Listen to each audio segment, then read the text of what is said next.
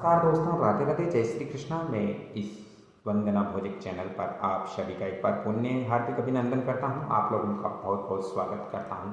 दोस्तों, हम जब भूमि पूजन करते हैं, नींव पूजन करते हैं, तो आपने देखा होगा कि एक तांबे का कलश या मिट्टी का कलश नींव के अंदर रखते हैं और उस कलश के अंदर हम कच्चा दूध और वहाँ जल उसमें मिला करके हम रखते हैं और वहाँ भूमि पूजन हम करते हैं। दोस्तों, ये कलश क्यों रखा जाता है, ये कलश रखने का पीछे शास्त्र में क्या तात्पर्य है?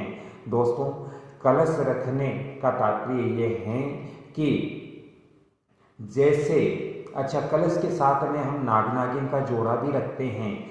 तो कलश क्यों रखते हैं, पहले हम चर्चा करेंगे इसके बारे में। तो दोस्तों,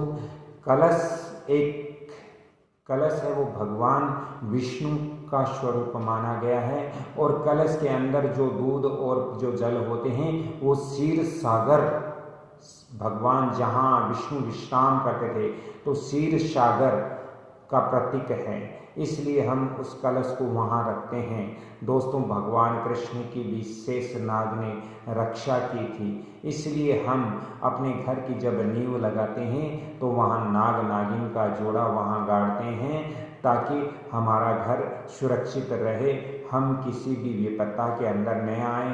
तो ऐसा शास्त्रों के अनुसार बताया गया है।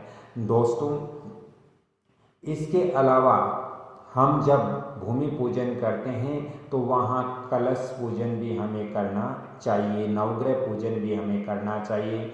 तो इसलिए हम अपने घर की नींव के अंदर कलश स्थापित करते हैं ताकि हमारे घर में किसी भी प्रकार की विपत्ता न हो, किसी भी प्रकार के तकलीफ न हो। इसलिए हमें प्रत्येक जब हम गृह निर्माण करते हैं, घर का निर्माण करते हैं, तो हमें भूमि पूजन करना बहुत जरूरी होता है, बहुत ही आवश्यक होता है। दोस्तों, भूमि पूजन, जिस मकान का भूमि पूजन नहीं होता है उस मकान में विपत्ताएं और दुख और कष्ट हमेशा बने रहते हैं। इसलिए प्रत्येक व्यक्ति को जब अपना नवनिर्मित एक सुंदर मकान बनाते हैं तो भूमि पूजन करना बहुत जरूरी होता है। दोस्तों, इसके साथ ही भूमि पूजन के साथ यदि आप वास्तु पूजन भी करते हो तो ये अति सर्वश्रेष्ठ है, वास्तु पूजन भी हमें करना चाहिए। तो इस तरह से आज मैंने इस वीडियो के अंदर आपको संक्षेप में बहुत ही कम समय में जानकारी दी कि हम कलश क्यों रखते हैं नींव के अंदर, नाग नागिन का जोड़ा हम क्यों रखते हैं। दोस्तों, नाग नागिन का जोड़ा, जो नाग नागिन का मुख है वो अलग अलग मास के अंदर अलग अलग दिशाओं में होता है।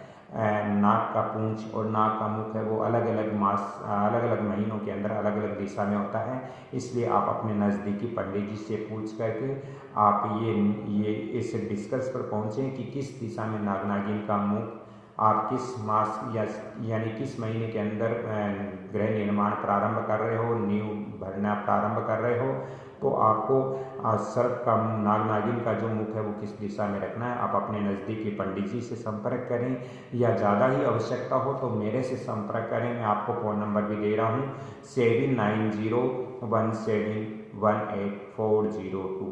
तो दोस्तों, कलश जब हम रखते हैं तो कलश के साथ में हमें पंचशिलाएँ यानी 5 बिल्कुल साफ सुथरे और जल से धोए हुए पत्थर भी हम रखते हैं और कहीं पत्थरों की व्यवस्था न हो तो ईंट इत्यादि भी हम रख करके नींव पूजन, भूमि पूजन हम करते हैं।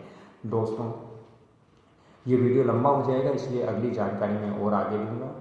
कृपया आप इस वीडियो को लाइक शेयर सब्सक्राइब जरूर करें और बेल आइकन घंटी के निशान पर भी क्लिक करें। राधे राधे, जय श्री कृष्ण, धन्यवाद।